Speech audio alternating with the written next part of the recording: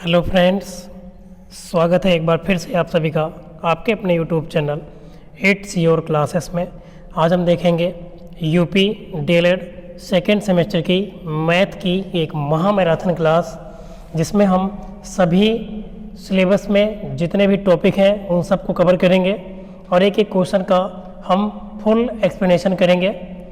तो क्लास को शेयर कर देना ताकि और भी मित्र क्लास को देखें और उनको भी एग्ज़ाम में हेल्प मिले। इसके पहले हमने साइंस की एक महामैराथन क्लास अपलोड कर दी है, उसको आप देख सकते हैं और एग्ज़ाम में एक बेहतरीन स्कोर आप ला सकते हैं। तो चलिए बिना देरी किए हुए करते हैं आज की क्लास को स्टार्ट। आप शुरू से लेकर लास्ट तक बने रहना और देखना एक एक क्वेश्चन आपके एग्ज़ाम में डायरेक्ट यहीं से मिलेंगे। तो चलिए करते हैं स्टार्ट और लेते हैं पहला क्वेश्चन। पहला क्वेश्चन ये रहा, क्या है, x square minus 8x plus 7 का गुणनखंड कीजिए। तो गुणनखंड भी आपके टॉपिक में है मैथ के, तो आएगा जरूर एक क्वेश्चन। तो ये देखिए कैसे करते हैं फैक्टर, आपको आता ही होगा। तो क्या करते हैं, सबसे पहले यहाँ पे एक्स स्क्वायर का गुणांक कुछ नहीं तो 1 मान सकते हैं हम।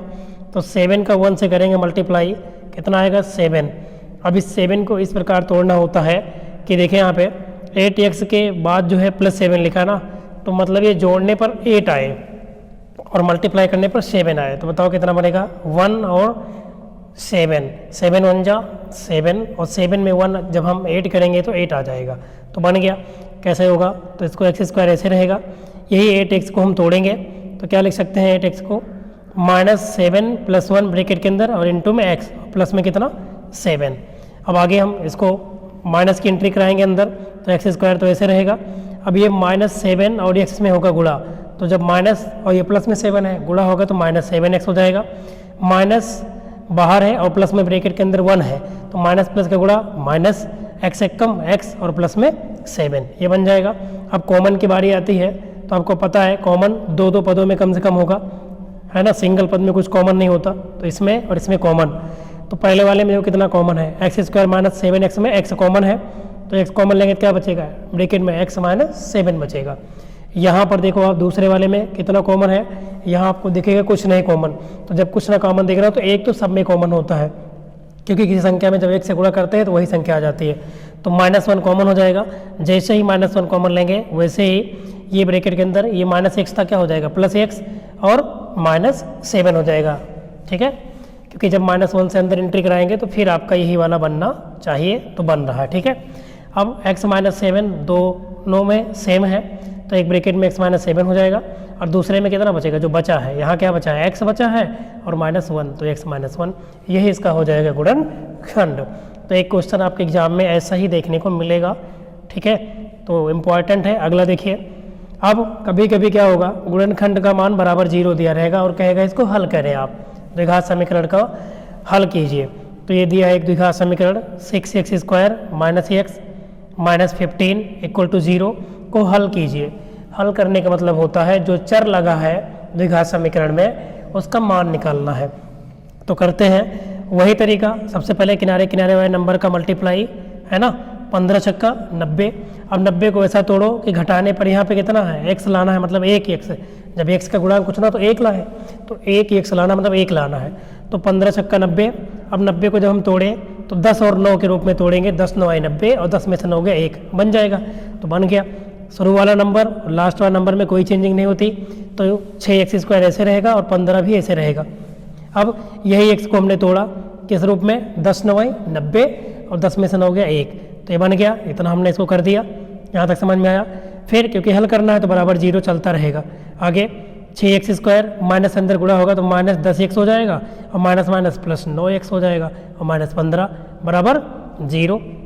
अब किसकी बारी, कॉमन की बारी। तो जरा देखो यहाँ से यहाँ तक क्या कॉमन है और इतने में क्या कॉमन है, दो पदों में कॉमन लेंगे। पहले वाले में देखो 6x स्क्वायर -10x में क्या कॉमन है, 2x कॉमन है, तो क्या बनेगा, 2 तियाँ 6x -2 पंचे 10, तो ब्रैकेट के अंदर बच जाएगा 3x -5। यहाँ इतने में क्या कॉमन है, इस वाले में, इसमें कॉमन अगर देखो तो 3, क्योंकि 3 3 9 3 बचे 15, तो 3 कॉमन ले लेंगे तो ब्रैकेट के अंदर क्या हो जाएगा 3x -5 और बराबर कितना 0। अब यहाँ पे देखिए ध्यान से, तो ये 3x -5 यहाँ पे सेम है, तो एक ब्रैकेट में 3x माइनस 5 हो जाएगा, और दूसरे में कितना जो बचा है, यहाँ बचा है 2x और यहाँ बचा है 3, तो 2x प्लस 3 बच जाएगा। अब क्योंकि हमें हल करना है तो एक बार हम इसको 0 मानेंगे, 3x माइनस 5 को, तो कुछ मिलेगा मान, और एक बार इसको मानेंगे 0 तो कुछ मान मिलेगा, वही इसके उत्तर होंगे। तो हमने पहले इसको माना 3x माइनस 5 बराबर 0, तो बताओ ये माइनस 5 है, उधर गया तो प्लस 5, मतलब 3x बराबर 5 हो गया। तो x बराबर क्या आएगा, ये 3 गुणे में है तो इधर बटे में हो जाएगा, तो x का एक मान क्या आ गया, 5/3 आ गया। अब इसको मानो 2x प्लस 3 को, क्योंकि ये भी तो है उसी के गुणनखंड में, तो 2x प्लस 3 बराबर 0 जब मानोगे आप, तो ये प्लस 3 उधर जाएगा तो -3, मतलब 2x बराबर -3 हो जाएगा। तो x बराबर क्या आएगा, जो 2 इंटू में लगा x के वो बटे में चला आएगा इधर, तो हो जाएगा -3/2। तो 2 उत्तर आए आपके, एक उत्तर ही आया, एक उत्तर ही आया। तो हल लास्ट में लिख देंगे दोनों के मान, है ना, एक आया 5/3 और एक आया -3/2। अगर आंसर चेक करना है तो इन्हीं वैल्यूज़ को आप ले जाके यहाँ इस इक्वेशन के LHS में रखो तो बराबर 0 आएगा, चेक कर सकते हैं आप, ठीक है ना। तो चलिए अगला क्वेश्चन देखिए। ये क्वेश्चन भी आपके एग्जाम में भर कर आता है, मध्यानुपाती, तृतीयानुपाती या समानुपाती करके। तो ये देखते हैं हम, यहाँ पे इम्पॉर्टेंट बहुत ज़्यादा क्वेश्चन है ये। संख्या दी गई है 6 और 54, और इसका बताना है मध्यानुपाती, मतलब बीच का अनुपात बताना है। तो जब भी कभी ऐसा क्वेश्चन आए तो कुछ नहीं करना, सिंपल है एकदम, ट्रिक से भी इसको बताएंगे, और वैसे भी देखिए आपको डिटेल लगाना है तो मान लेंगे, माना 6 और 54 का मध्यानुपाती क्या है, x है। तो मध्यानुपाती वाले में जो संख्या है उसके बीच में x को 2 बार लिखा जाता है, मतलब 6:x, फिर बीच में समानुपाते x/54। अब आप इसको अनुपात को जब हटाओगे तो बटा लगेगा, तो ये बन गया इधर 6/x बन जाएगा, और जब समानुपात मतलब ये वाला चिन्ह हटाते हैं 4 बिंदी, तो क्या लगता है, बराबर लगता है, तो बराबर लग गया, तो इधर क्या बन गया, x/54 बन गया। ओके, अब यहाँ पे हम कर देंगे क्रॉस मल्टीप्लाई, x से x में गुणा करो कितना आ जाएगा, x² आ जाएगा इधर, बराबर इधर आ जाएगा 6×54। तो x बराबर क्या आ जाएगा बताओ, जब इधर का वर्ग हटाएंगे तो इधर वर्गमूल निकल आएगा, तो इधर का वर्गमूल निकल आया, 6×54 हो गया। तो हमें तो x का मान चाहिए, तो x बराबर क्या बन जाएगा, 6 ऐसे है, 54 को हमने तोड़ दिया है, 6 तेरी 18 तियाँ 54। अब 2 बन गया, वर्गमूल का मतलब जब भी किसी संख्या के ऊपर रूट लगाओ उसका मतलब क्या निकालना होता है, उसका वर्गमूल। तो यहाँ पे जोड़ा बनाया था वर्गमूल में 2 का, देखो यहाँ 6 का जोड़ा बन गया, इधर 3 का, मतलब इसमें से एक 6 निकल आएगा और इसमें से एक 3, तो 6×3 निकल आया बाहर, तो 6 तेरी 18। तो इसका उत्तर कितना आ जाएगा, 18। अगर यही क्वेश्चन मान लो ऑप्शन में आ जाए, ठीक है, और हमें समय बचाना हो, मध्यानुपाती बताना है, तो उसकी ट्रिक है, जिस संख्या का मध्यानुपाती निकाला है उसका रूट लगा दो बस, है ना, मतलब 6 और 54 के ऊपर रूट लगा दो, जो भी संख्या का निकालना है दोनों का मध्यानुपाती रूट पे ले लो बस। अब इसको तोड़ डालो, तो 6 को आप 6 ही रहने दो, 54 को हम लिख सकते हैं 6×3 सिंपल। तो 6 का जोड़ा बन गया, 3 का जोड़ा बन गया रूट के अंदर, तो क्या निकल आएगा, 6×3 निकल आएगा, मतलब 6 तेरी 18। क्लियर हो गया आंसर आपका, समझ में आ गया होगा।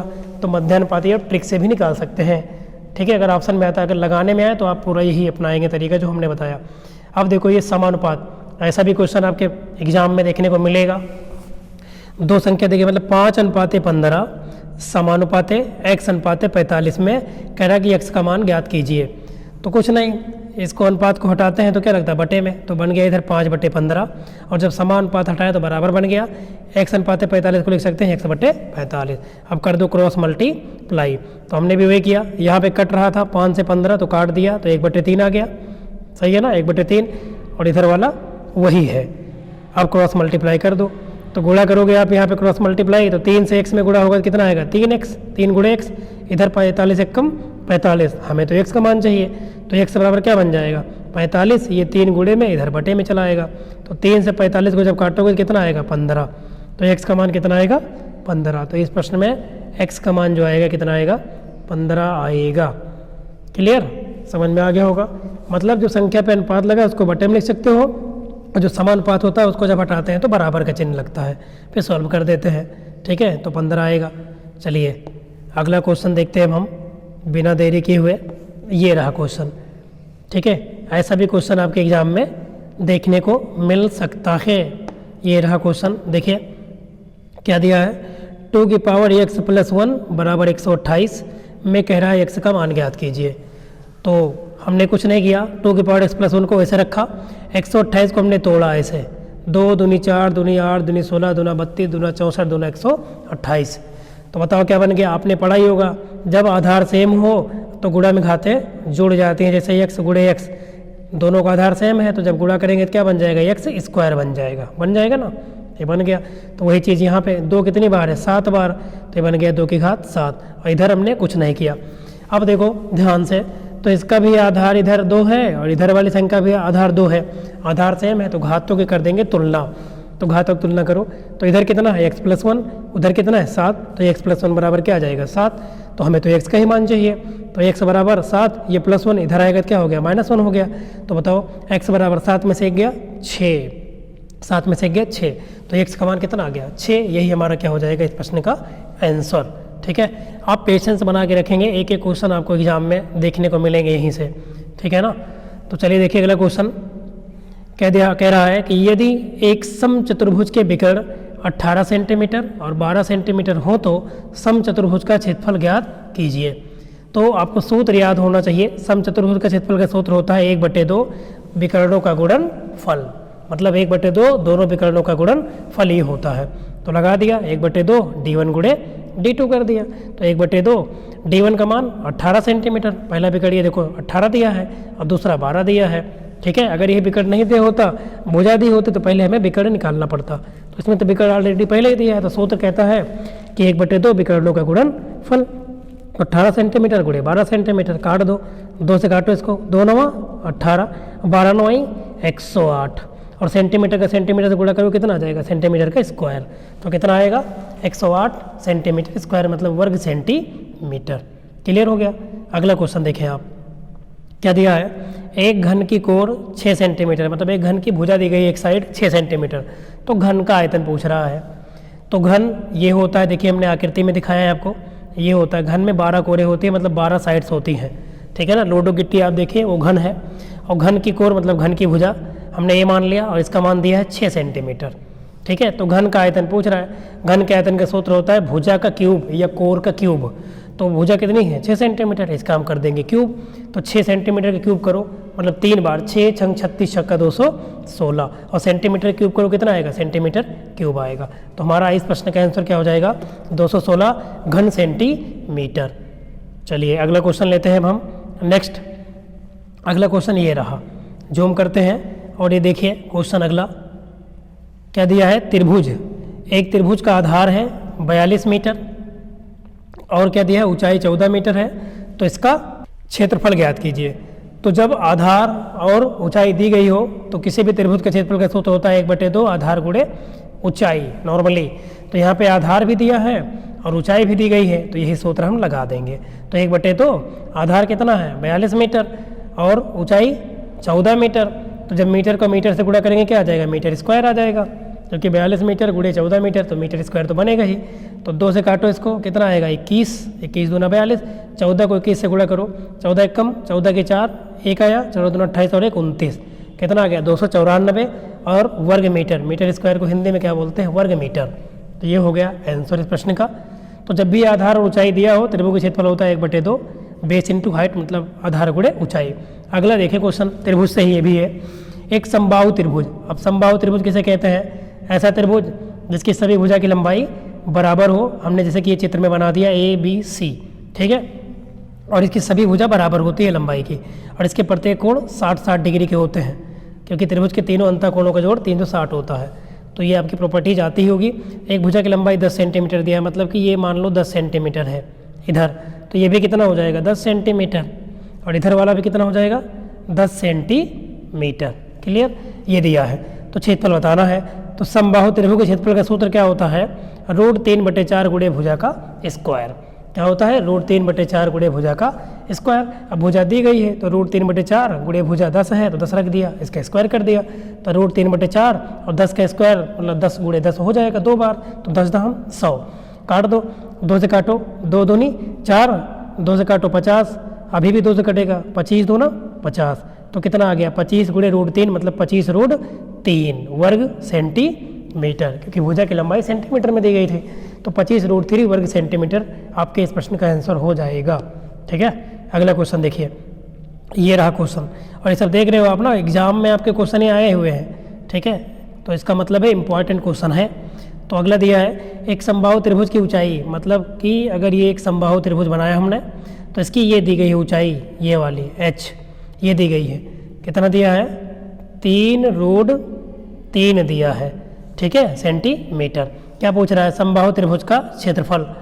तो अगर त्रिभुज की भुजा हमने मान लिया x सेंटीमीटर, तो जो ऊंचाई होगी अगर इसको हमने x माना तो ये वाला भी x होगा पूरा यहाँ से यहाँ तक, और ये वाला भी पूरा x होगा।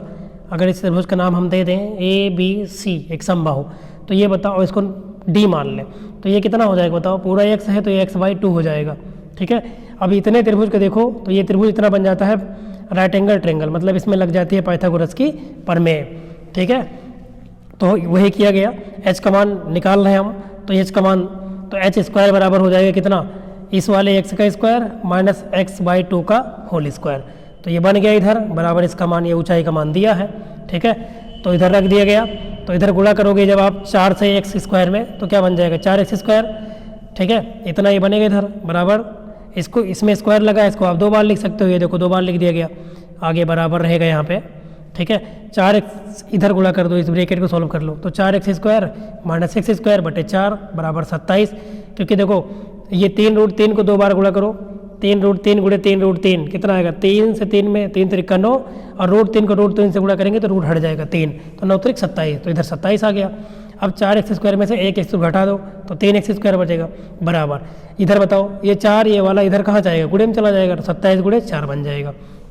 तो हमें तो x² का मान चाहिए, तो इधर काट सकते हो आप, 3 से काटो, 3 9 27, तो क्या बन गया x² बराबर 9 गुणे 4, 9 चौक 36, ये तो x² का मान है, तो हमें तो x चाहिए, तो x बराबर क्या लग जाएगा बताओ आप, 9 चौक 36 आएगा, मतलब 36 पर रूट लगेगा, और 36 के कितना निकलेगा 6, तो सेंटीमीटर, क्योंकि ऊंचाई यहाँ पे सेंटीमीटर में दी गई है, तो 6 सेंटीमीटर होगी इस समबाहु त्रिभुज के प्रत्येक भुजा की लंबाई। आशा करता हूँ समझ में आ गया होगा, बस 3 क्वेश्चन बहुत हैं इसके, ठीक है, त्रिभुज के, तो आप लगा ले जाएंगे आराम से। अगला क्वेश्चन देखिए, ये रहा क्वेश्चन, थोड़ी सी क्लास लंबी होगी बट एग्ज़ाम आपको 100% एग्ज़ाम में यही सब क्वेश्चन देखने को मिलेंगे, ये मैं एकदम श्योरिटी से कह सकता हूँ। अगला देखिए, ये तो मोस्ट इम्पॉर्टेंट क्वेश्चन है, कह रहा है यदि 2 संख्याओं का गुणनफल 145 है तथा उनका मौसा मतलब HCF 5 है, तब उन संख्याओं का लासा ज्ञात कीजिए। तो आपने ये भी पढ़ रखा होगा, सूत्र है 2 संख्याओं का गुणनफल बराबर होता है उन्हीं दोनों संख्याओं का लासा गुणे उन्हीं दोनों संख्याओं का मौसा।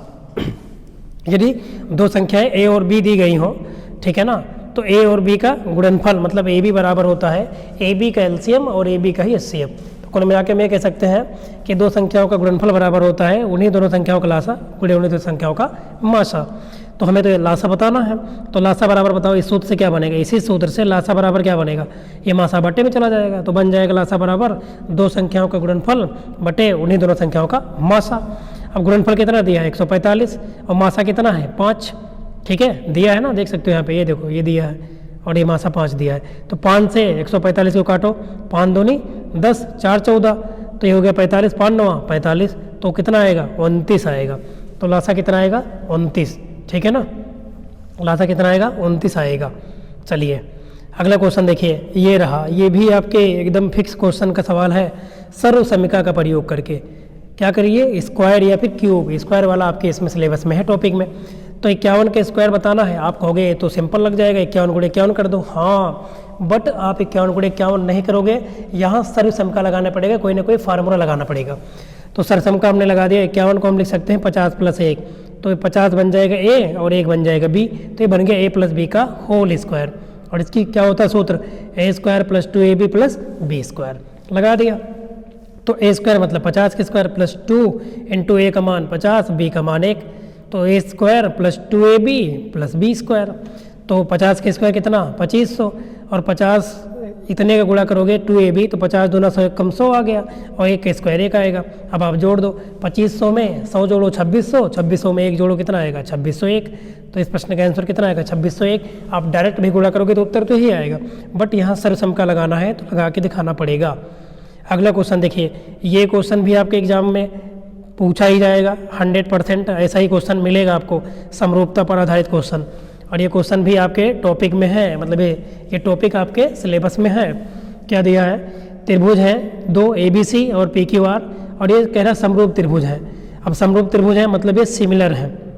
अब आपको समरूपता की प्रॉपर्टी आनी चाहिए। BC 4 centimetre, AB 5 centimetre, QR 6 centimetre है, तो PQ का माप बताना है। तो बताइए त्रिभुज ABC और ये समरूप दिए गए हैं, तो जब दो त्रिभुज समरूप हों तो उसका क्या होता है फार्मूला कि संगत भुजा जो होती है उसका जो अनुपात होता है समानुपाती होता है। जैसे कि ये कह रहा है ABC और PQR समरूप हैं, तो अगर हम AB भुजा लेंगे इधर से तो उधर से क्या उठेगा PQ, तो AB बटे क्या बन जाएगा PQ, और इधर से अगर BC लेंगे तो QR आएगा, तो AB बटे BC बराबर AB बटे PQ बराबर BC बटे QR।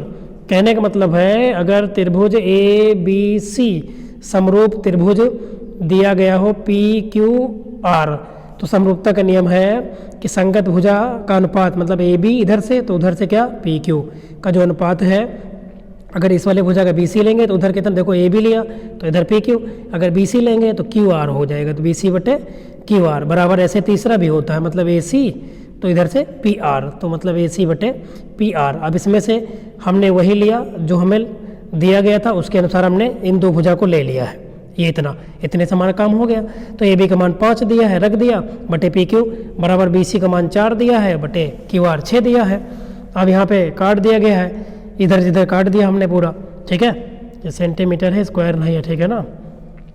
अब गुणा कर दो आप, तो गुणा करोगे आप तो देखो हमने यहाँ पे किया है, देख सकते हो आप, क्रॉस मल्टीप्लाई कर दिया यहाँ पे, ठीक है। यहाँ पे काटा है हमने 2 दूनी 4 और 2 तियाँ 6 ऐसे किया है, या फिर रुक जाओ आपको क्लियर करके दिखाते हैं और सही से, ठीक है। ये रहा, ये सेंटीमीटर रहेगा, यहाँ पे ये सब नहीं रहेगा। तो हमने यहाँ पे काट दिया है 2 दूनी 4 और 2 तियाँ 6। अब आप क्रॉस मल्टीप्लाई कर दो तो बताओ क्या आएगा, 2 गुणे PQ बराबर 5 तियाँ 15, तो हमें तो PQ चाहिए, तो 15 बटे क्या हो जाएगा, इधर 2 बटे में चला आएगा, तो हो जाएगा PQ बराबर 15 को 2 से भाग करो कितना आएगा 7.5 आएगा।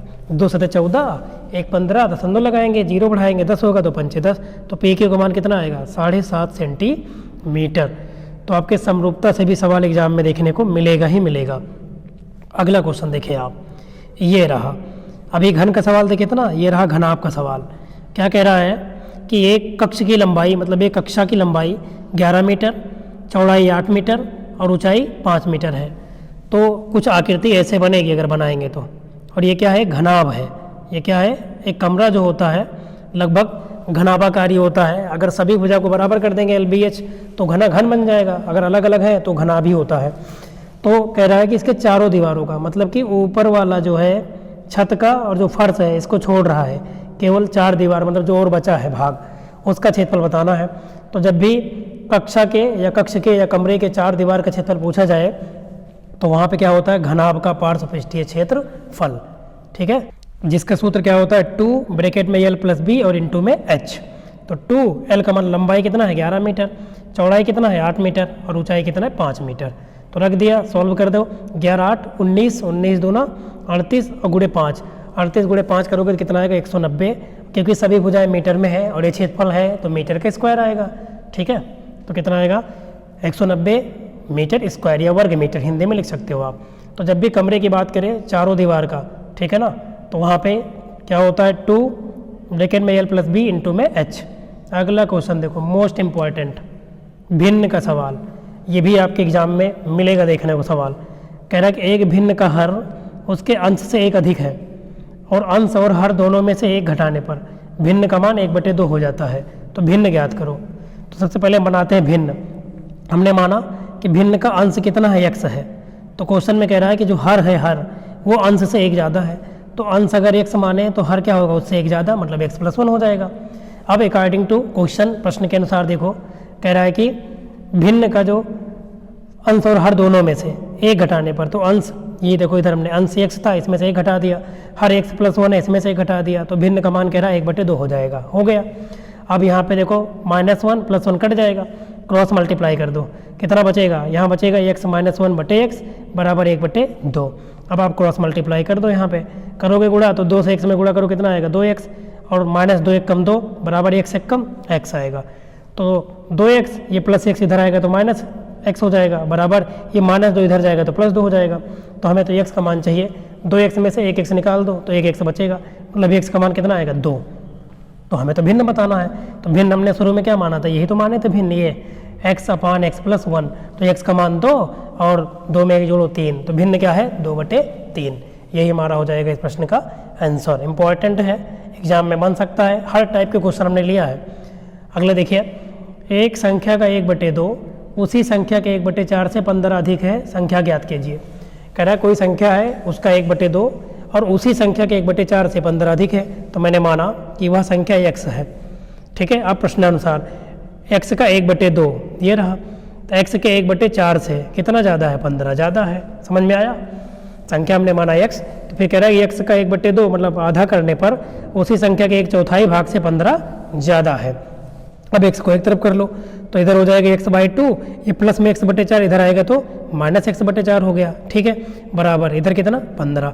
अब इधर आप गुणा कर दो, 2 और 4 कैल्शियम 4 आएगा, 2 से 4 को भाग करो 2 बार जाएगा तो यहाँ 2x आएगा, माइनस 4 को 4 से भाग करो 1 बार जाएगा, x में गुणा करोगे x से कम x आएगा, बराबर 15, और 15 के बटे में हमने 1 मान लिया। अब आप क्रॉस मल्टीप्लाई कर दो, 2x में से 1x घटा दो कितना आएगा, x आएगा, और बटे कितना 4, मतलब हमारा ये बनेगा आगे x/4 बराबर कितना बनेगा 15 बचेगा।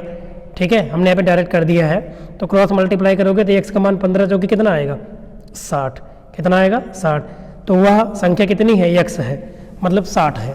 x हमने माना था तो 60 है, वो संख्या कितनी है 60 है। अगर आप 60 का आधा करके और 60 का 1/4 करके उसमें 15 जोड़ो तो दोनों बराबर आएंगे, आधा 1/4 में 15 जोड़ने पे बराबर आएगा। ठीक है ना, चेक कर सकते हो आप आंसर इसका रख के, अगर एग्जाम में आंसर मिलाना है तब। अगला देखिए क्वेश्चन, नेक्स्ट क्वेश्चन देखिए, ये रहा क्वेश्चन। ये क्वेश्चन है, किसी वृत्त की त्रिज्या 14 सेंटीमीटर है, उस वृत्त की परिधि तथा क्षेत्रफल ज्ञात कीजिए। तो हमने माना ये रहा कोई वृत्त है जिसका केंद्र हम मान लेते हैं कि O है, तो ये क्या होती है वृत्त की त्रिज्या, और हमने मान लिया कि वृत्त की त्रिज्या कितनी है r है। तो वृत्त की परिधि का सूत्र क्या होता है 2πr, क्या होता है 2πr। ठीक है ना, तो हमने रख दिया 2πr और r का मान 14 सेंटीमीटर दिया है, तो रख दिया 7 दूनी 14, पाई का मान 22/7 रखा गया यहाँ पे। अब गुणा कर दो, 2 से 22 में गुणा करो 44, 44 दूना 88, तो कितना आ जाएगा 88 सेंटीमीटर, ये वृत्त की परिधि आ जाएगी। और क्षेत्रफल पूछ रहा है, तो क्षेत्रफल का सूत्र होता है πr², तो पाई का मान 22/7 और r का स्क्वायर, r का मान 14, तो 14 का स्क्वायर है 14 × 14, 7 दूनी 14। अब गुणा कर दो, 22 × 14 दूना 28, तो हमारा ये बनेगा 44 × 14 बनेगा। जब गुणा करोगे कितना आएगा 616। अब क्योंकि क्षेत्रफल है तो क्षेत्रफल का मान तो वर्ग मीटर या वर्ग सेंटीमीटर आता है, भुजा जिसमें दी गई हो। अगर भुजा सेंटीमीटर में है तो क्षेत्रफल वर्ग सेंटीमीटर आएगा, भुजा मीटर है तो वर्ग मीटर आएगा, ये सेंटीमीटर में है तो वर्ग सेंटीमीटर आएगा। क्लियर हो गया होगा, ठीक है ना। अगला क्वेश्चन देखिए, ये रहा क्वेश्चन अगला। क्या कह रहा है कि 9 सेंटीमीटर और 4 सेंटीमीटर के 2 घनों को पिघलाकर एक बड़ा घन बनाया जाता है और बड़े घन का आयतन ज्ञात कीजिए। तो कैसे, आपको चित्र में हम समझाते हैं। मान लो एक घन ये है छोटा सा, ये रहा, ठीक है, और एक घन और ये रहा दूसरा, ये 2 घन हैं, इनको पिघला के एक बड़ा सा घन बनाया गया। तो जब बड़ा सा घन बनाएंगे तो कुछ ऐसे बन जाएगा, सही है ना, ये बन जाएगा, एक बड़ा सा घन बन जाएगा। तो इन दोनों को पिघला के ये बनाया जा रहा है, तो ये बताओ इन दोनों के आयतनों का जो योग होगा इस बड़े वाले के आयतन के क्या होगा, बराबर होगा। तो ये देखो पहले वाले का आयतन क्या मान लिया गया, ए, भुजा मान ली गई ए, तो आयतन क्या होता है घन का, भुजा का क्यूब, मतलब ए क्यूब बराबर दिया है 9 सेंटीमीटर, तो 9 का क्यूब हो जाएगा, मतलब पहले वाले घन का आयतन कितना आ गया 729 घन सेंटीमीटर। और दूसरे घन की भुजा कितना है 4 सेंटीमीटर, तो इसका आयतन 4 × 16 = 64 हो जाएगा। अब क्योंकि अभी दोनों को पिघला के एक बड़ा बनाया गया, तो बड़े घन का जो आयतन होगा दोनों घनों के आयतन के योग के बराबर होगा।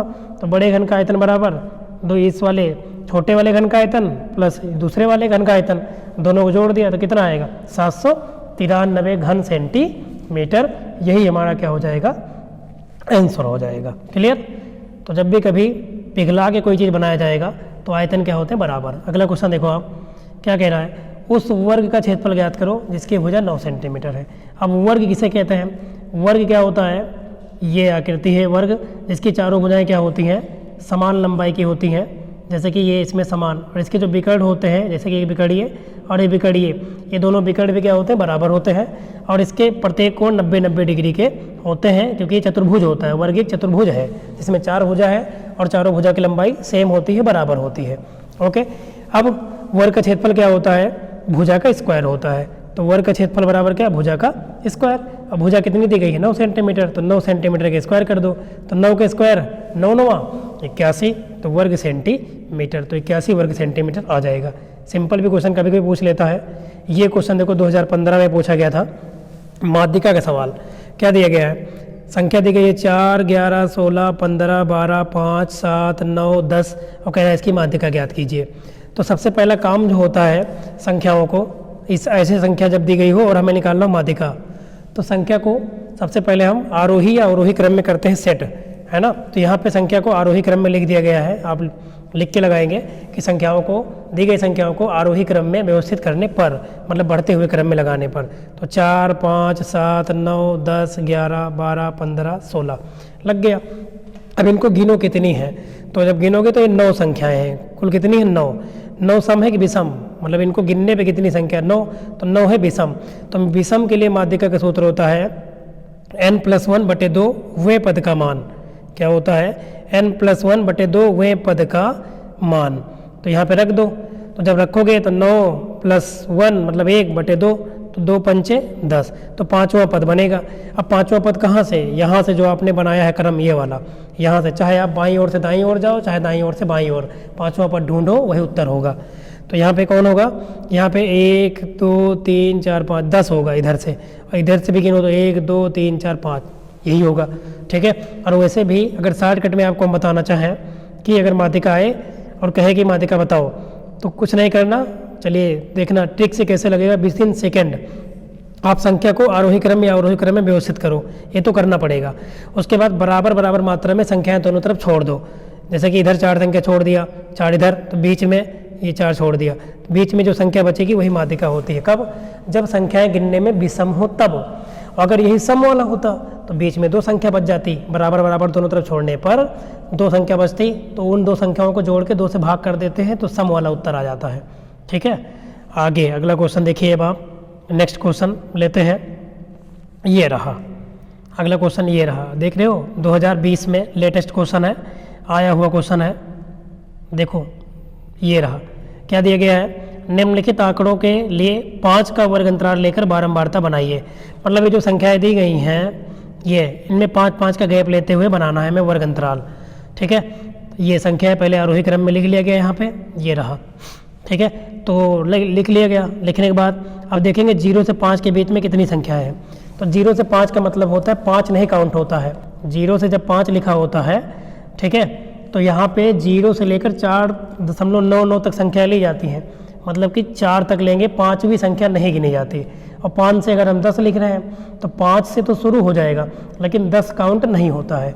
तो 0 से 5 के बीच में देखो कितनी संख्या है, केवल आपके पास अगर देखोगे तो 2 संख्या है, 2 और 4, 2 संख्या है, तो ये देखो इनकी बारंबारता 2 है। 5 से 10 के बीच में देखोगे तो केवल एक संख्या मिलेगी, 5 से 10 के बीच में 8, तो 1 हो गई। 10 से 15 के बीच में देखो आप, 10 से 15 के बीच में 10 आएगा, 11 आएगा, 12 आएगा, 13 आएगा, 14 आएगा, लेकिन 15 नहीं गिना जाएगा। तो एक क्या है 11, एक है 14, तो 2 ही तो है। तो ऐसे इसको सेट किया गया, ठीक है ना, पूरा सेट कर दिया गया, ये रहा। और जो नहीं है, जैसे 35 से 40, तो 35 से 40 के बीच में यहाँ पे 40 तो गिना नहीं जाएगा, तो 35 से 40 के बीच में 39 तक कोई संख्या नहीं है, तो इसकी 0 है। देख रहे हो, इसकी 0 है। ठीक है। अब इनको गिन लो कितना है, केवल सेट करना है, सारणी बनाना था ना, तो सारणी बन गई। तो n बराबर 12। आप गिन के देखो, ये 12 संख्याएं हैं पूरी, तो जब गिन के देखोगे तो 12 संख्या बनेगी। समझ में आया। 0 से 5 का मतलब है कि 4 तक की संख्या ले जाएगी, 5वीं संख्या 5 नहीं गिना जाएगा। 5 से 10 का मतलब है 5 से शुरू हो जाएगा, लेकिन 10 काउंट नहीं होगा।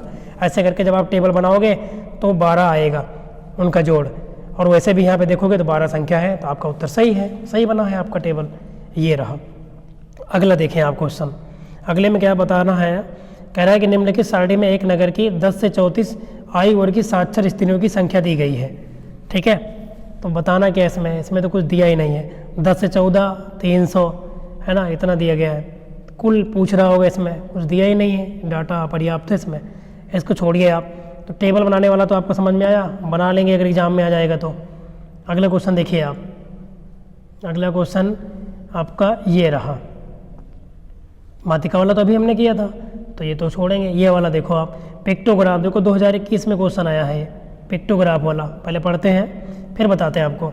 कह रहा है कि प्रशिक्षुओं द्वारा संस्थान आने हेतु अपनाए गए साधनों का विवरण निम्नवत है, प्रशिक्षुओं की संख्या को पिक्टोग्राफ द्वारा प्रदर्शित कीजिए। और 2021 में आया है, मतलब यातायात के नियम दिए गए हैं, स्कूटर, ऑटो, पैदल, मोटर साइकिल और अन्य। और प्रशिक्षुओं की संख्या, मतलब स्कूटर से चलने वाले प्रशिक्षु 8 हैं, ऑटो से 9, पैदल 18 आते हैं, मोटरसाइकिल से 10 और अन्य साधन से 15 आते हैं। अब इसमें माना जाता है, पिक्टोग्राफ में कोई चित्र बनाना पड़ता है, तो एक गोला बराबर क्या मान लिया गया है, 4 प्रशिक्षु, ठीक है। मतलब एक गोला इसे बनाया गया है, इसको 4 भागों में बांट दिया गया, तो एक गोला बराबर यहाँ पे ऐसे ऐसे करके 4 प्रशिक्षु दिखाए गए हैं। तो अब इसको बनाइए, तो ये देखो बनाया गया है। अब आप समझेंगे, यहाँ पे स्कूटर से कितने थे, 8 थे, तो देखो एक गोला में 4, तो 2 गोला में 4 4 8 बन गया, 8 है। ऑटो से कितने, ऑटो से 9 थे, तो एक गोले में 4, दूसरे में 4 खाने हैं तो 8, और इसमें एक ही खाना भरेंगे तो इसमें 9 हो गए। पैदल कितने हैं, 18 थे, तो देखो एक में 4, फिर 4 4 8 4 12 4 16, और इसमें 2 ही भरेंगे तो इसमें कितने हैं, 18 बन गया। बहुत ईजी होता है। मोटरसाइकिल से, इसको शायद आप फर्स्ट सेमेस्टर में भी पढ़े ही होंगे पिक्टोग्राफ वाला, लेकिन सेकंड में भी आया था ये, देखो 21 में। मोटरसाइकिल से कितने हैं, 10 थे, तो देखो एक खाने में 4, दूसरे में 4 4 8, और इस वाले में केवल 2 ही भरेंगे हम, चारों में से 2 को, है ना, तो ये 10 हो गया। अगले वाले में कितना है, अगले वाले में आपका है, यहाँ पे देख सकते हो कितना है, 15, तो 15 को दिखाया गया है। ये रहा, अन्य वाले में 15 है, तो 4 4 8 4 12, और इसमें 3 15, तो भर दिया गया पिक्टोग्राफ। समझ में आ गया होगा पिक्टोग्राफ का क्वेश्चन कैसे होता है, बहुत सिंपल होता है, ठीक है ना। चलिए अगला क्वेश्चन, ये रहा क्वेश्चन जो हम करते हैं, संख्या वाला, अंकों वाला क्वेश्चन। देखना ध्यान से, इम्पॉर्टेंट क्वेश्चन है ये, मोस्ट इम्पॉर्टेंट क्वेश्चन रहेगा। हम कह रहे हैं, देखिए 2 अंकों की एक संख्या के अंकों का योगफल कितना है, 4 है। 2 अंकों की एक संख्या के अंकों का जो योग है 4 है। फिर कह रहे हैं यदि दहाई के अंक से इकाई का अंक घटा दिया जाए, दहाई के अंक में से इकाई को घटा दिया जाए तो शेष 2 आता है, संख्या ज्ञात कीजिए।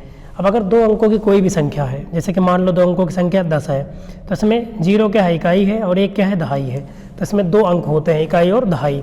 तो हमने क्या माना संख्या के इकाई का अंक x है और दहाई का अंक y है, ठीक है, 2 अंक हो गए। अब क्वेश्चन के अनुसार देखो, पहले में दोनों अंकों का संख्या का जोड़ 4 है, तो ये देखो हमने जोड़ा x + y, दोनों अंकों को जोड़ बराबर 4, समीकरण 1 मान लिया, क्लियर। फिर कह रहा है कि यदि दहाई के अंक से इकाई का अंक घटा दिया जाए, अब दहाई में से घटाना है तो दहाई हमने y माना है, तो y में से x को घटा दो, तो कह रहा है कि 2 आएगा, तो ये दूसरा समीकरण मान लिया। अब इन दोनों को हल करें, अब इन दोनों को हल करते हैं, हम दोनों करते हैं जोड़, तो y + x बराबर कितना है, हमारे पास 4 है, और y - x बराबर 2 है। जोड़ेंगे तो +x - x कट जाएगा, एक y यहाँ है, एक y यहाँ है, तो 1 1 2y बन जाएगा, इधर 4 2 6 बन जाएगा, तो y बराबर कितना आएगा, 3 आएगा।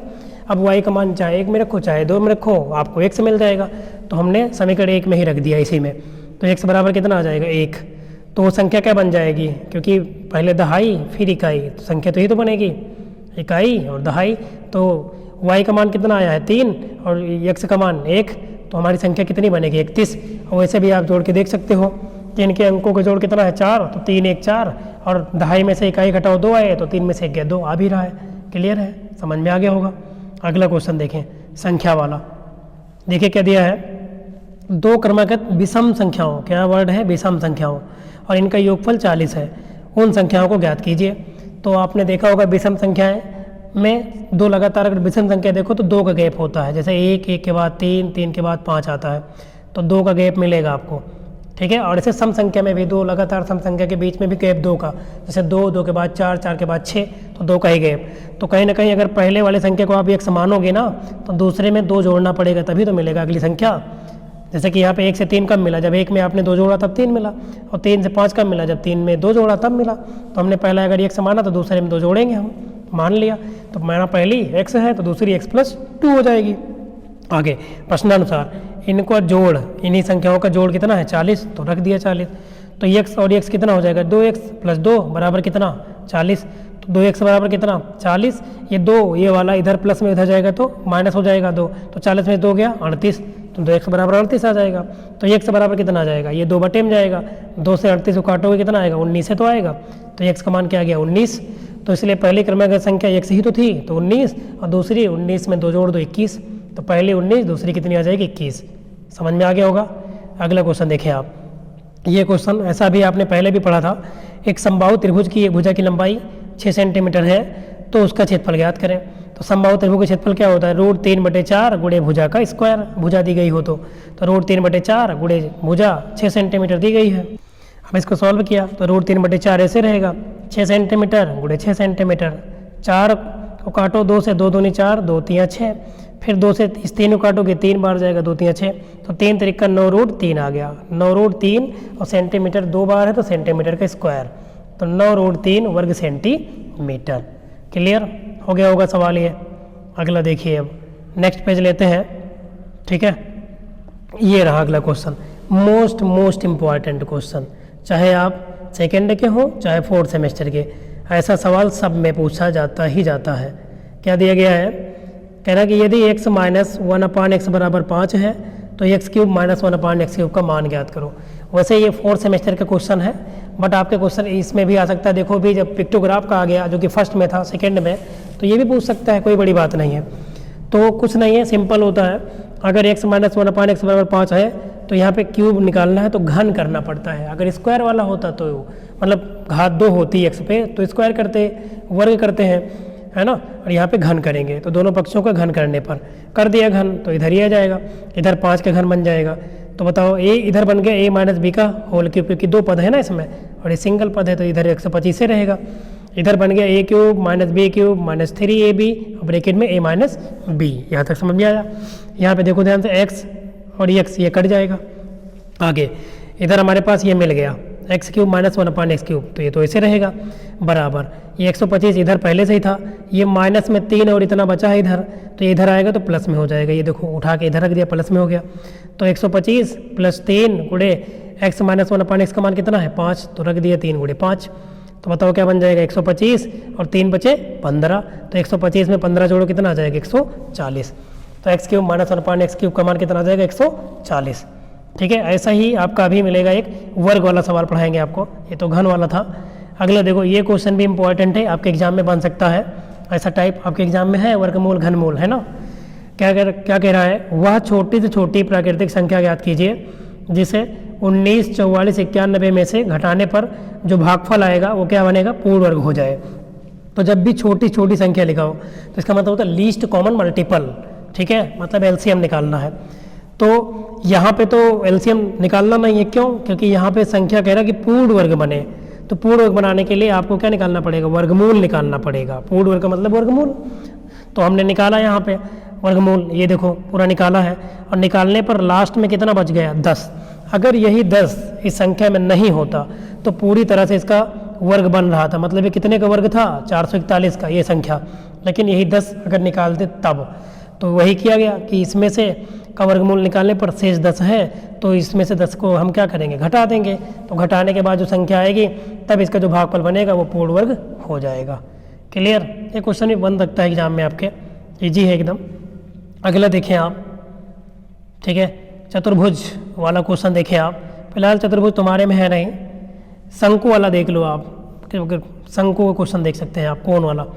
क्या कह रहा है, किसी शंकु की तिरछी ऊंचाई या कई सेंटीमीटर है, त्रिज्या 8 सेंटीमीटर है, तो शंकु का वक्र पृष्ठीय क्षेत्रफल ज्ञात करो। मतलब वक्र पृष्ठ मतलब वक्र पृष्ठीय क्षेत्रफल, कर्व सरफेस एरिया, इसका मान बताना है। ठीक है, तो शंकु का वक्र पृष्ठीय क्षेत्रफल का सूत्र होता है πr/l। क्या होता है, πr/l। ठीक है, अब l तिरछी ऊंचाई होती है, शंकु में 2 ऊंचाई होती है, एक होती है तिरछी ऊंचाई l और एक लंब ऊंचाई होती है h, और ये होती है त्रिज्या r। तो यहाँ पे दी गई है l और r भी दिया है, तो सूत्र पर रख दो, पाई का मान 22/7, r का मान 8 और l का मान 21, 7 तिरिक 21 काट दिया, तो क्या बन गया 22 गुणे 8 गुणे 3, जब गुणा करोगे तो कितना आएगा 528। ठीक है, क्योंकि l और h है इसमें, r और l है, तो क्या बनेगा 2 भुजा है, तो सेंटीमीटर गुणे सेंटीमीटर वर्ग सेंटीमीटर। वैसे भी क्षेत्रफल में वर्ग सेंटीमीटर है ना, या वर्ग मीटर ही आता है, अगर मीटर में भुजा है तो वर्ग मीटर, नहीं तो सेंटीमीटर। ये क्वेश्चन मैं कह रहा था मोस्ट इम्पॉर्टेंट। चलिए 1 घंटे में इस क्लास को हम कवर कर लेंगे पूरी तरीके से, ठीक है, और बहुत अच्छा स्कोर आप एग्जाम में करके आएंगे। मैं बता सकता हूँ कि आपको एक एक क्वेश्चन देखने को मिलेंगे सीधा। क्या दिया है, कह रहा है कि x square plus 1/x square का मान ज्ञात कीजिए जबकि x माइनस 1/x का मान 3/2 हो। तो देखिए जो दिया है उसी से लगाएंगे, तो हमारा ये बराबर ये दिया है। अब इसमें इसका मान बताना है, तो इसमें देखो घात में 2 लगी है, मतलब वर्ग करना पड़ेगा। तो दोनों पक्षों क्या करने पर, वर्ग करने पर कर दिया। इसका वर्ग बराबर इधर का वर्ग करेंगे, इसमें 2 पद हैं, तो a माइनस बी का होल स्क्वायर क्या होता है, a square plus B square minus 2ab बराबर 3/2 का वर्ग करेंगे तो 3 का स्क्वायर 9 और 2 का स्क्वायर 4। तो यहाँ x से x क्या होगा, कट जाएगा, कितना बन गया, एक्स स्क्वायर प्लस 1/स्क्वायर बच गया बराबर 9/4 इधर पहले से था, ये माइनस में 2 1 कम 2 उधर जाएगा तो प्लस में 2 हो गया। अब इसको जब सॉल्व करोगे आप तो 9 + 4 दूनी 8 और बटे 4 तो 9 8 17/4 आएगा। ये क्वेश्चन मैं कह रहा हूँ कि आपके एग्जाम में क्वेश्चन देखने को मिलेगा ये वाला, ऐसे टाइप का एकदम, ठीक है ना, स्क्वायर वाला। अगर ये कभी कभी ये दिया रहेगा ये पूछेगा, नहीं तो ये देकर ये पूछेगा, लेकिन पूछेगा जरूर एक क्वेश्चन ऐसा आपके एग्जाम में। चलिए अगला क्वेश्चन देखिए, यहाँ पे थोड़ा सा और क्वेश्चन देखते हैं। उम्र से रिलेटेड जो क्वेश्चन है इसको भी देख लेते हैं, क्योंकि ये भी कभी कभी पूछ लेता है आपके एग्जाम में, ठीक है। देखिए क्या दिया है, माँ की उम्र पिता की उम्र से 5 वर्ष कम है।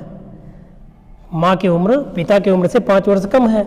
फिर कह रहा है कि 10 वर्ष पूर्व दोनों की उम्र का अनुपात 5:6 था, तो माँ की वर्तमान आयु ज्ञात कीजिए। जब भी उम्र का सवाल आए ना तो हमेशा वर्तमान उम्र मानी जाती है। तो मैंने मान लिया इसमें कि माना पिता की उम्र क्या है, x वर्ष है, वर्तमान आयु है, तो माता की उम्र क्या हो जाएगी, इनसे 5 वर्ष कम है, तो x - 5 हो जाएगी। क्लियर। अब कह रहा है कि 10 वर्ष पूर्व का मतलब पहले, तो 10 वर्ष पूर्व अगर पिता की उम्र देखो तो अभी पिता की उम्र कितनी है, अभी पिता की उम्र है x वर्ष, ठीक है ना।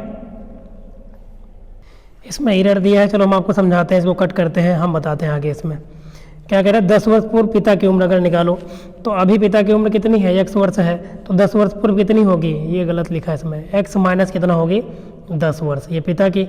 अच्छा 10 वर्ष पूर्व माता की आयु बताओ, तो 10 वर्ष पूर्व माता की आयु कितनी हो जाएगी, x - 5 अभी है, इसमें से 10 और कम करोगे तो ये हो जाएगी x - 10 5 15 वर्ष, इतनी हो जाएगी, ठीक है ना। अब प्रश्नानुसार क्या कह रहा है कि 10 वर्ष पूर्व दोनों की उम्र का अनुपात 5:6 था, ठीक है ना। तो आइए देखते हैं। अच्छा आगे सही लगा है, इसमें थोड़ा सही किया था, बाकी सही लगा यार, सही लगा है, मैं बता रहा हूँ कहाँ गलती थी। यहाँ पे पिता की उम्र नहीं, यहाँ पे माता की उम्र हो जाएगी, यहाँ पे किसकी उम्र हो जाएगी, माता की, और पिता वाली तो अभी हमने बताया। तो यहाँ पर ये गलत ये दिए हैं कि 10 वर्ष पूर्व दोनों की उम्र का अनुपात, मतलब माँ की उम्र तो आपकी 15 हो जाएगी, x - 15 वर्ष, सही है, और जो पिता की उम्र है वो x माइनस कितनी हो जाएगी 10, तो यहाँ पे 10 रहेगा, यहाँ गलत कर दिया बस। अब आप क्रॉस मल्टीप्लाई कर दो, क्रॉस मल्टीप्लाई करोगे तो आपका ये बनेगा।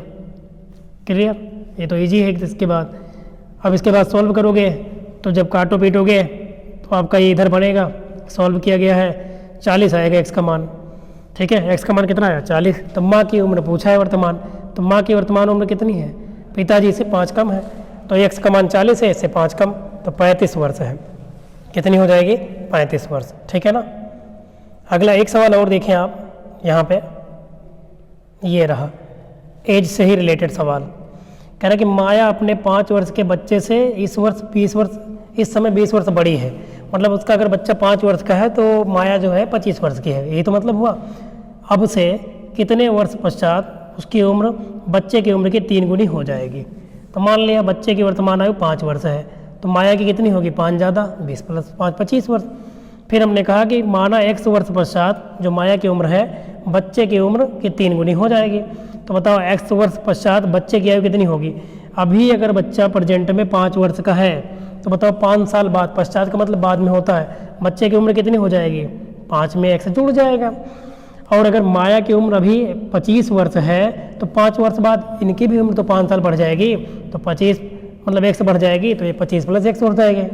अब आगे प्रश्नानुसार, प्रश्न में क्या कह रहा है कि 5 वर्ष पश्चात मतलब कितने वर्ष पश्चात, कह रहा है कि उसकी उम्र, उसकी मतलब माया की, तो हमने माना कि ये माया की उम्र है, ठीक है, और ये बच्चे की उम्र है और इसकी 3 गुनी हो जाएगी, ये कर दिया गया, ठीक है। x वर्ष पश्चात के माने हैं, तो x वर्ष पश्चात माया की उम्र कितनी, 25 + x बराबर बच्चे की उम्र 5 + x, इसकी कितनी गुनी, 3 गुनी हो जाएगी। आगे इसको सॉल्व कर दिया जाएगा, तो गुणा करो 3 से 5 में 3 × 5 = 15, इधर आगे ये लगा देते चिन्ह हम, और प्लस 3x बराबर इधर 25 + x, तो हमको x का मान चाहिए, तो 3x ये प्लस x इधर आएगा तो -x बराबर 25, ये -15 उधर गए तो +15, तो 3x में से 1x गया 2x बराबर 25 और यहाँ पे 15, अगर आप जोड़ेंगे तो कितना आएगा। इसमें यार जगह जगह साले गलती रहते हैं, रुक जाओ हम बताते हैं। 25 - 15 होगा यहाँ पे, ठीक है, कितना होगा 25 - 15 होगा, तो हो जाएगा 25 में से 15 के 10, तो 2x बराबर कितना 10, तो x बराबर कितना आएगा 5, तो अतः x का मान 5 आ गया, तो हमने यही तो माना था। तो अतः 5 वर्ष पश्चात जो माया की उम्र है अपने बच्चे की उम्र की 3 गुनी हो जाएगी।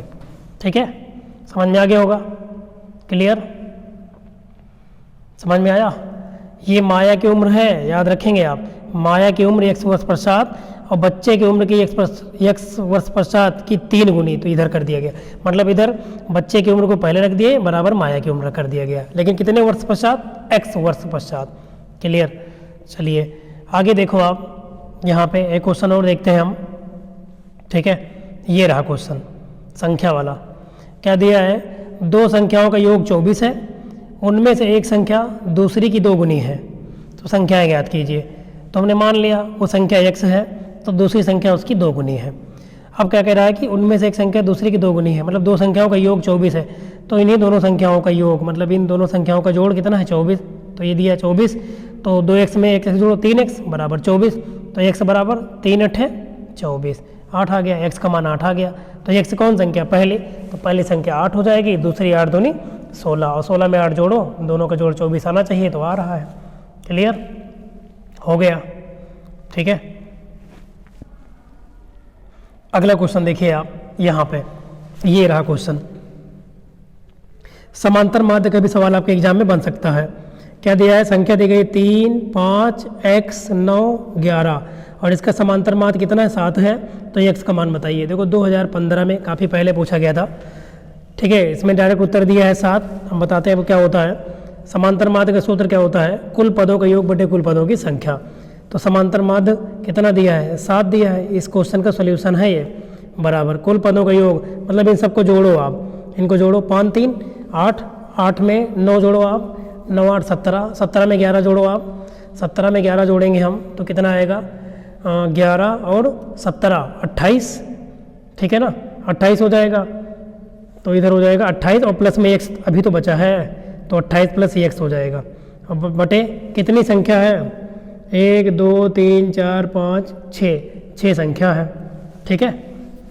तो समांतर माध्य बराबर क्या होता है, कुल पदों का योग बटे कुल पदों की संख्या, गुणा कर दो आप, तो 7 छंग 42 हो जाएगा, बराबर कितना 28 और प्लस कितना हो जाएगा, हमने कहीं गलती कर दी है क्या इसमें, रुक जाओ, समांतर माध्य वाले में नए पेज पे लगा देते हैं यार, ठीक है ना, इसमें थोड़ा टाइम लग रहा है ज़्यादा।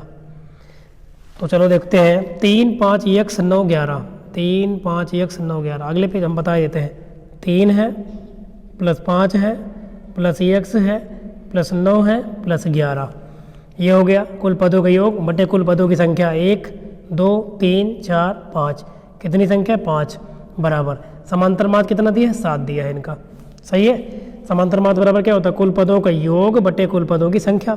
अब आप इसको सॉल्व करो, क्रॉस मल्टीप्लाई कर दो आप, तो 5 3 8, 8 9 17, 17 11 28, 17 11 28 हो गया। तो ये हमारा बनेगा, पहले एक बार लिख लेते हैं, x प्लस क्या बनेगा 28 और बटे 5 बराबर 7 बटे 1, क्रॉस मल्टीप्लाई करो आप, क्या बनेगा, x बराबर, इसको सॉल्व करेंगे आगे, तो ये हो जाएगा x प्लस, रुक जाओ कुछ ज़्यादा आज टाइम ले रहा है, x प्लस 28 बराबर 7 बचे कितना हो जाएगा 35, तो x बराबर कितना आएगा 35 - 8, तो x का मान 35 में से 8 घटा 15 में से 8 के 7 आएगा, इसलिए 7 आएगा। क्लियर।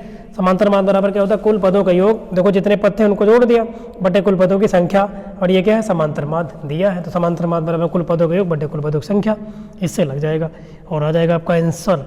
ठीक है, अगला क्वेश्चन देखिए आप, ये रहा क्वेश्चन, ये क्वेश्चन क्या दिया है, 9:x समानुपाते x अनुपाते 16, तो x का मान, तो 9:x का मतलब क्या है, 9/x हो जाएगा, और समानुपात का मतलब क्या होता है, बराबर, x अनुपाते 16 का मतलब क्या है, x/16 हो जाएगा।